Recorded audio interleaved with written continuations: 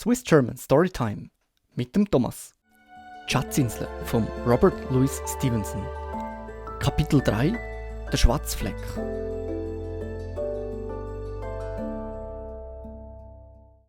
So gegen die Mittagsstunde bin ich mit ein paar kühlenden Getränken und der Medizinflasche vor dem Captain seiner Tür gestanden.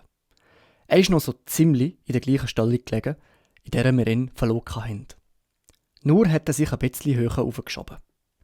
Er hat schwach geschonnen, aber zugleich auch aufgeregt. «Jim», hat er zu mir gesagt, «du bist doch da im Haus der Einzige, der zu etwas taugt.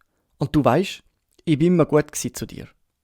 Kein Monat ist vergangen, ohne dass ich dir ein silbriges 4-Penny-Stück gegeben habe. Und jetzt, schau mal, Maat, mir geht's verdammt schlecht. Und ich bin von allen verlassen. Und Jim, du wirst mir ein Nöseli rumbringen, nicht wahr? Das tust du doch, oder, mein Jüngling?» «Der Doktor», habe ich angefangen. Aber da hat er auf den Doktor geflucht, mit einer schwachen Stimme, aber es ist ihm von Herzen gekommen. «Doktor sind alle Schwätzer», hat er gesagt. «Und der Doktor da, was versteht der von seebefahrenen Menschen? Ich bin an Stellen gesehen, da ist es so heiß wie in der Hölle, und die Kameraden um mich herum sind umgekehrt wie die Flüge vom gelben Hans. Und das Land hier hat vom Erdbeben geschwankt wie ein Meereswogen. Was weiss so ein Doktor schon von solchen Ländern? Und ich bin am Leben geblieben, sage ich dir. Und da hat er rumgemacht. Der ist für mich das Essen und das Trinken gesehen. Und wir sind gesehen wie Mann und Frau. Und wenn ich meinen Raum nicht haben kann, dann bin ich ein armseliges altes Wrack an einer Lehküste. Und mein Blut kommt über dich, Jim, und über den Schwätzer hier, den Doktor.» Jetzt ist wieder eine Reihe von Flüchen gekommen, und dann hat er noch einmal angefangen zu betteln. «Schau doch mal, Jim, wie mir die Finger zittern. Ich kann sie nicht stillhalten. Ich kann es einfach nicht. Ich habe an dem lieben Tag noch keinen Tropfen gehabt. Der Doktor da ist ein Schafskopf, sage ich dir. Wenn ich nicht einen Schluck Rum bekomme, dann komme ich ins graue Elend über.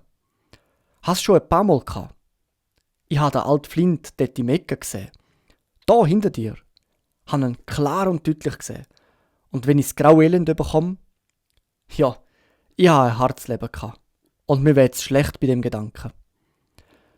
Der Doktor hat mir ja selber gesagt, ein einziges Gläschen würde mir nichts schaden. Ich will dir eine goldige Guinee für ein Nüsseli geben.» Er ist immer aufgeregter geworden und das hat mich wegen meinem Vater unruhig gemacht. Mit dem ist es an dem Tag schlecht gestanden und er hat Ruhe nötig gehabt. Außerdem hat der Doktor ja wirklich die Worte gesagt, wo mir der Captain angeführt hat. Der Bestechungsversuch hat mich allerdings geärgert. Aber ich habe gesagt, ich brauche ihr Geld nicht. Zahlen Sie nur, was Sie meinem Vater schuldig sind. Ich hole Ihnen ein Glas, aber nicht mehr. Als ich ihm das Glas rumgebracht habe, hat er gierig danach gegriffen und hat es ausgetrunken. Dann hat er gesagt, das tut gut. Mir ist es ganz gewiss schon ein bisschen besser. Und jetzt lass mal, mein Jüngling. Hat der Doktor gesagt, wie lange ich in dieser alten Klappe liegen muss? Mindestens eine Woche. «Alle Tonnen!» hat der Captain geschrauen. «Eine Woche? Das geht nicht. Inzwischen würden sie mir den schwarzen Fleck bringen. Die Schweinehunde sind schon dabei, mir den Wind abzufangen. Die Schweinehunde, die nicht sparsam umgehen mit dem, was sie bekommen haben. Und jetzt wollen klauen, was einem anderen gehört. Benimmt sich so ein ordentlicher Seemann? Da will ich mal hören. Ich bin ein sparsamer Mensch. Ich habe niemals gutes Geld vergeudet, das ich mir verdient habe. Ich habe auch noch nie verloren. Und ich will auch jetzt wieder dafür sorgen, dass sie sich das Maul abwischen können. Von denen habe ich keine Angst. Ich werde noch ein Segel setzen, mein Jüngling, und die könnt mir nachflöten.» Während er die Rede gehalten hat, ist er mit grosser Mühe von seinem Bett aufgestanden. Er hat sich mit einem Griff an meiner Schulter festgehalten, dass sie fast laut ausgeschrien hat, und ich habe gemerkt, dass seine Beine so schwer wie Blei sein müssten, denn er hat sie kaum bewegen. Seine Worte sind an sich zwar sehr mutig gesehen, aber die schwache Stimme, in der er sie ausgesprochen hat, haben einen traurigen Gegensatz dazu gebildet. Wo es ihm gelungen ist, sich auf den Bettrand zu hocken, hat er einen Augenblick geschwiegen. Dann hat er geflüstert: «Der Doktor hat mich fertig gemacht. Es saust mir in den Ohren. Leg mich auf den Rücken.» «Jim, Du hast heute den Seemann gesehen? Der schwarze Hund? Jawohl, der schwarze Hund. Der ist ein schlechter Kerl. Aber die ihn angestiftet haben, sind noch schlimmer als er. Jetzt, wenn ich nicht auf irgendeine Art von hier wegkomme und wenn sie mir den schwarzen Fleck in die Hand drückt, dann merkt er, was ich jetzt sage. Sie sind hinter meiner alten Schifferkiste her. Jetzt, nimm dir ein Ross. Du kannst doch reiten, oder? Also, du setzt dich auf ein Ross und reitest so, in Gottes Namen, zu dem ewigen Schwätzer, dem Doktor, und sagst ihm, er soll alle Mann auf Deck pfeifen, die Behörde und solches Zeug. Und soll sich längssitz vom Admiral Benbow legen und er werde im Flint seine ganze Mannschaft fangen, gross und klein, alles, was noch davon übrig ist. Ich bin der erste Steuermann gesehen. Ja, da bin ich gesehen. Am alten Flint sein erster Steuermann. Und ich bin der Einzige, der diese Stelle kennt. Er hat es mir in Savannah gegeben, wo er im Sterben gelegen ist. Gerade wie ich jetzt, wie du siehst.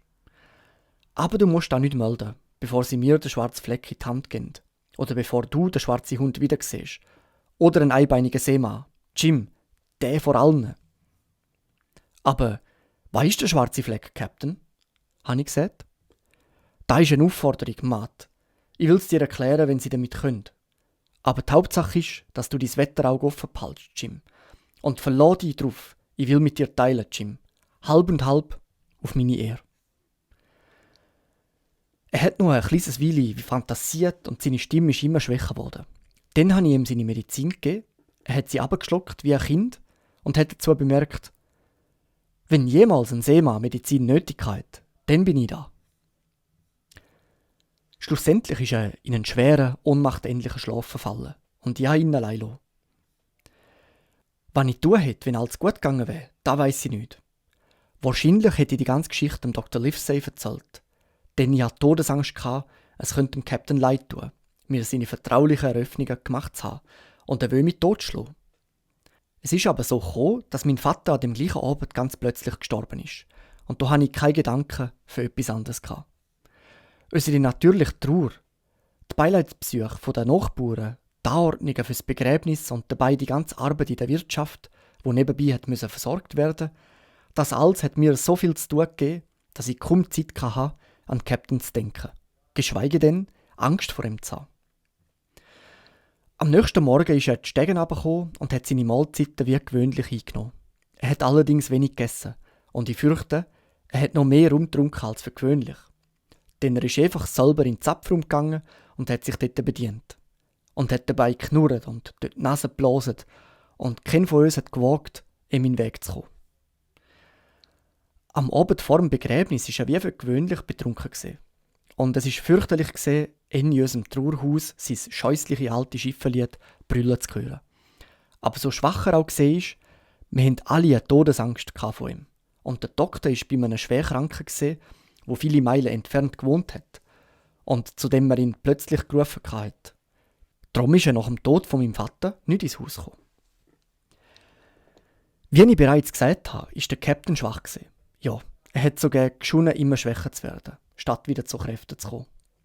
Er ist Stegen rauf und wieder runtergeklettert und ist aus der Schenkstube in den Zapfraum gegangen und wieder zurück. Und manchmal hat er seine Nase aus der Tür gestreckt und hat die Seeluft hineingeschnüffelt. Und dabei hat er sich an der Wand festgehalten, um sich zu stützen und hat laut und schnell gekeucht, wie wenn er auf einen steilen Berg gegangen wäre.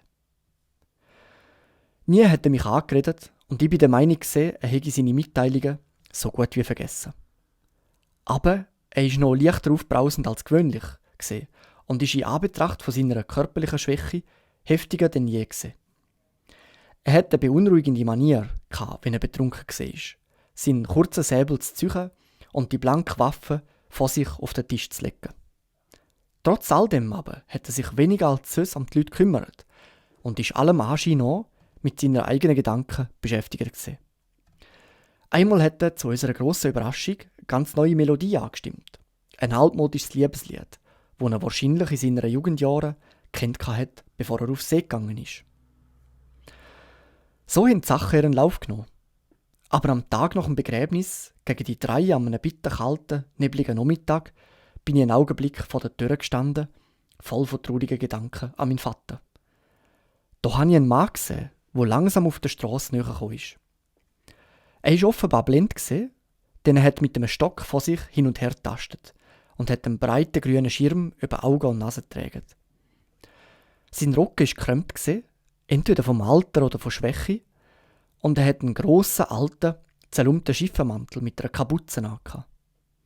Nie im Leben habe ich so eine fürchterlich aussehende Gestalt erblickt.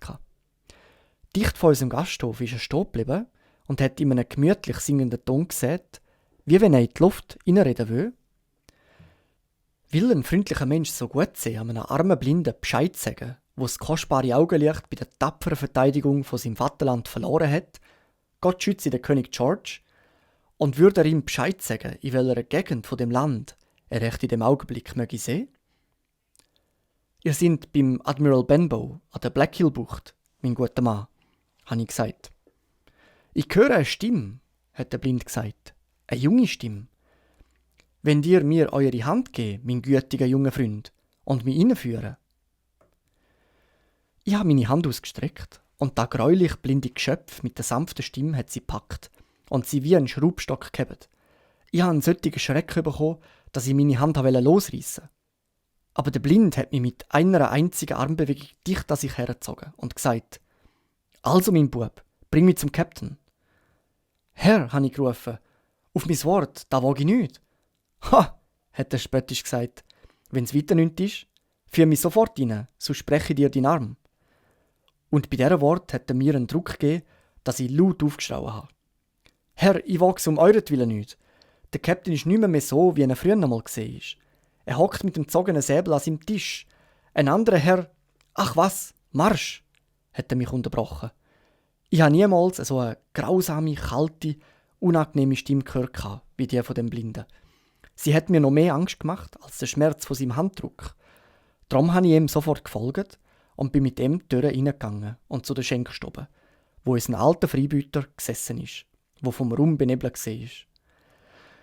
Der Blinde hat sich dicht an mich gehalten, ohne seine eiserne Faust von mir abzulassen, und hat gesagt: «Führ mich näher an ihn her, und wenn ich grad vor ihm stehe, dann sag, da ist ein Freund von euch.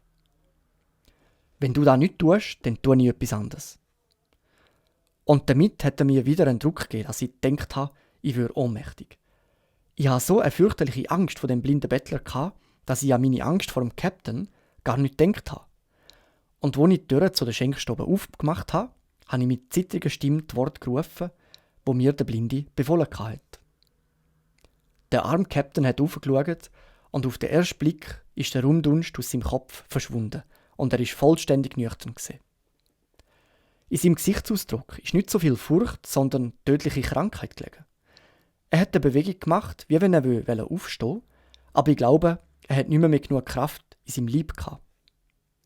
«Na, Bill, bleib nur ruhig hocken», hat der Bettler gesagt. «Wenn ich auch nichts sehen kann, so kann ich dafür hören, wenn einer einen Finger rührt. Geschäft ist Geschäft. Streck deine linke Hand aus. Bub, nimm seine linke Hand am Gelenk und bring sie zu meiner rechten her.» Wir haben ihm beide auf den Buchstaben gefolgt und ich habe gesehen, wie er mit der Hand, wo der Stock gehabt hat, etwas in die Hand vom Captain geleitet hat, wo sich sofort geschlossen hat. «Na, da ist also abgemacht», hat der Blinde gesagt. Und mit dieser Wort hat er mich plötzlich losgelassen und ist mit einer unglaublichen Sicherheit aus der Schenkstube rausgelaufen, auf die Strasse. Ich bin regungslos da gestanden und habe gehört, wie sich das Auftappen von seinem Stock allmählich in der Ferne verloren hat. Es hat eine ziemliche Zeit gedauert, bis der Captain und ich wieder zur Besinnung gekommen sind. Schliesslich habe ich sein Handgelenk losgelassen, das ich immer noch gehabt hatte, und er hat seine Faust fast im gleichen Augenblick geöffnet und hat einen scharfen Blick in die hohle Hand geworfen und hat gerufen: «Am 10 Uhr noch 6 Stunden. Dann wollen wir sie noch anführen.» Er ist aufgesprungen, aber im gleichen Augenblick ist er getaumelt, ist mit der Hand an seine Kehle gefahren, ist einen Augenblick hin und her geschwankt und ist dann, indem er einen sonderbaren Ton ausgestoßen hat, der ganze Länge noch auf den Fußboden gefallen. Ich bin sofort zu ihm gelaufen und habe meine Mutter gerufen. Aber unser Pressieren hat keinen Zweck mehr gehabt. Der Captain hat einen neuen Schlaganfall bekommen und ist tot gewesen. Es ist merkwürdig. Ich habe den Mann niemals geliebt, auch wenn er mir in der letzten Zeit leid getan hat. Aber sobald ich gesehen habe, dass er tot war, bin ich in eine Flut von Tränen ausgebrochen. Das ist der zweite Todesfall, den ich erlebt habe. Und der Kummer um den ersten war noch frisch in meinem Herzen.